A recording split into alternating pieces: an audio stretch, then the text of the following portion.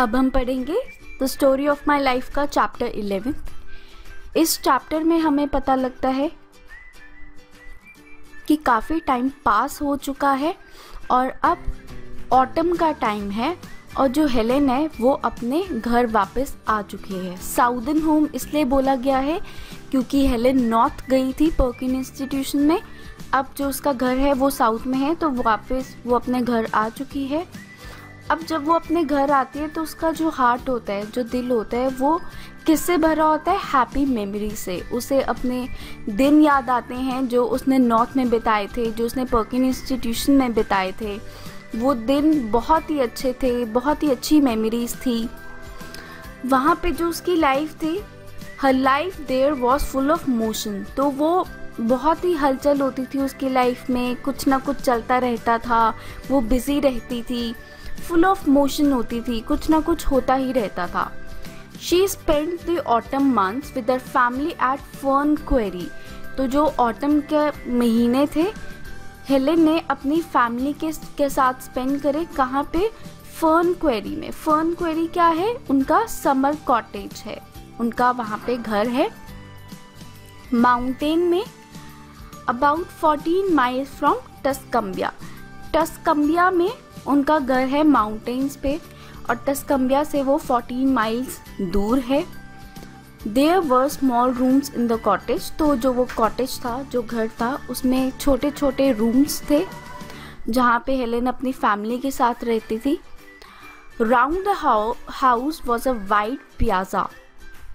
उनके घर के पास ही एक बड़ा सा पियाजा था। पियाजा किसको बोलते हैं? हम एक पब्लिक प्लेस को बोलते हैं जहाँ पे रेस्टोरेंट्स भी होते हैं, पेडेस्ट्रियन भी होता है चलने के लिए, उसे हम पियाजा बोल देते हैं, एक पब्लिक स्क्वायर को, पब्लिक प्लेस को। Where they worked, ate and played most of the time. तो वहीं पे पियाजा में वो काम करते थे, खाना खाते थे, खेलते थे, अपना मोस्ट ऑफ द टाइम, ज़्यादातर टाइम वहीं पे स्पेंड किया करते थे। The evenings in the fern quarry were pleasant as there were many visitors who used to play cards. जो वहाँ की इवनिंग्स थी, शाम थी, वो बहुत ही प्लेजेंट थी, बहुत अच्छी हुआ करती थी। क्यों? क्योंकि वहाँ पे बहुत सारे विजिटर्स होते थे, बहुत लोग आते थे, जहाँ पे रेस्टोरेंट्स में लोग आते थे, कार्ड्स खेलते थे और या फिर अपना टाइम स्पेंड करते थे बातें करके। By the camp fire. Camp fire मतलब फायर प्लेस। तो वहाँ पे बहुत सारे रेस्टोरेंट्स भी हुआ करते थे, तो बहुत सारे लोग आया करते थे वहाँ पे बातें करने, गेम्स खेलने, कैंप फायर के पास बैठने। Generally the men talked about their wonderful feeds with owl, fish, ducks, turkeys etcetera. तो ज़्यादातर लोग जो मेन हुआ करते थे वो किस बारे में बात करते थे? There wonderful feeds. फीड्स का मतलब होता है एक्सपीरियंस। तो यहाँ पे जो मैन थे मोस्टली ये क्या थे? हंटर्स थे। तो ये हंटिंग किया करते थे और जब वहीं पे रेस्टोरेंट्स में आया करते थे, आपस में बातें करते थे, तो उनका डिस्कशन किस बारे में होता था? अपनी विक्ट्रीज के बारे में होता था, अपने एक्सपीरियंस के बारे में होता था। किसके साथ? Animals like owl, fish, ducks, turkeys. जब वो इनको हंट किया करते थे तो अपना एक्सपीरियंस शेयर किया करते थे। They all were hunters and they shouted tomorrow to the chase before they went to sleep.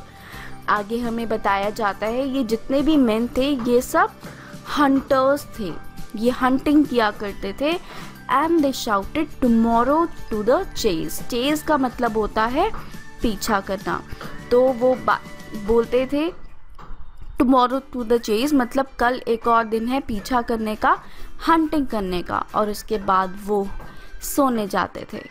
Meanwhile जो और लोग होते थे वो बारबेक्यू की प्रिपरेशन करते थे। बारबेक्यू क्या होता है? जब हम किसी मीट को ग्रिल करते हैं, जैसा कि आप इस इमेज में देख सकते हैं, यहाँ पे मीट को ग्रिल किया जा रहा है। So this is a barbecue.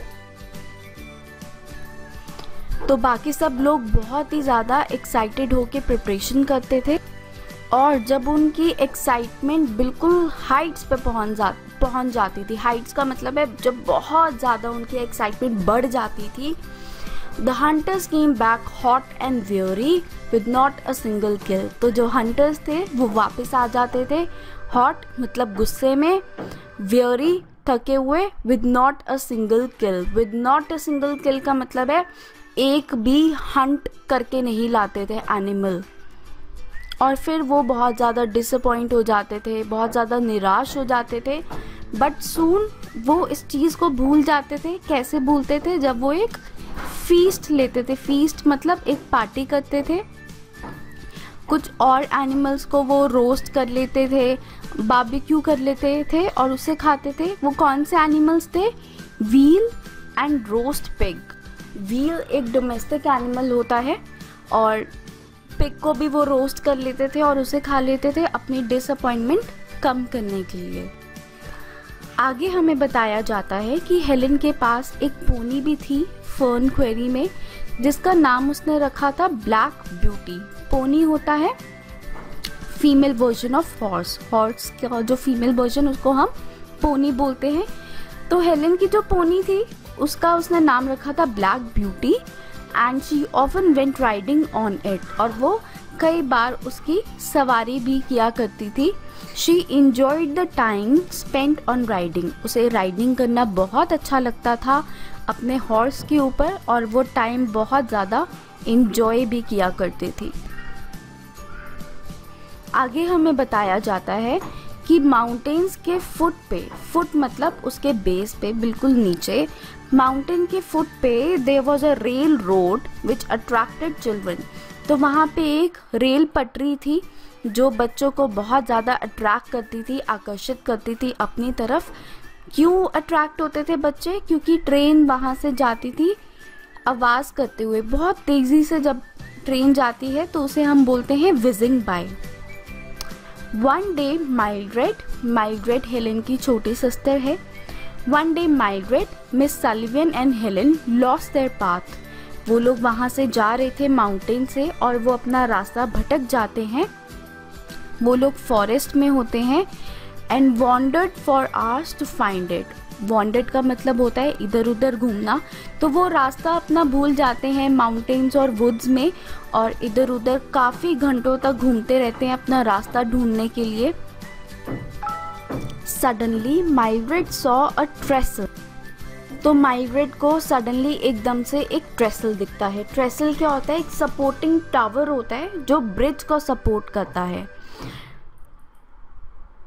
जैसा कि आप इस इमेज में देख सकते हैं, ये एक सपोर्टिंग टावर है जो इस ब्रिज को सपोर्ट कर रहा है, इसे हम ट्रेसल कहते हैं। तो ऐसे ही उन्हें फॉरेस्ट में ऐसा ही एक ट्रेसल दिखता है माइल्ड्रेड को। तो उसे एक ट्रेसल दिखता है which would have been a shortcut to their home. और उसे ऐसा लगता है कि ये हमारे घर का एक शॉर्टकट हो सकता है, अगर हम इसे फॉलो करें, इसका साथ साथ चलते रहें तो हम जल्द ही अपने घर पहुंच जाएंगे। तो हेलेन अपने पैरों से उन रेल्स को फील करती है, वो उसके साथ वहाँ जाने लग जाते हैं और वो बिल्कुल भी डरती नहीं है एंड गॉटन वेरी वेल, बहुत अच्छे से उस पर चढ़ जाती है। और एकदम से माइल्ड्रेड जोर से चिल्लाती है, I see a train, I see the train. एक ट्रेन आ रही है आगे से। और वो इमीडिएटली उस ट्रेसल से नीचे उतर जाते हैं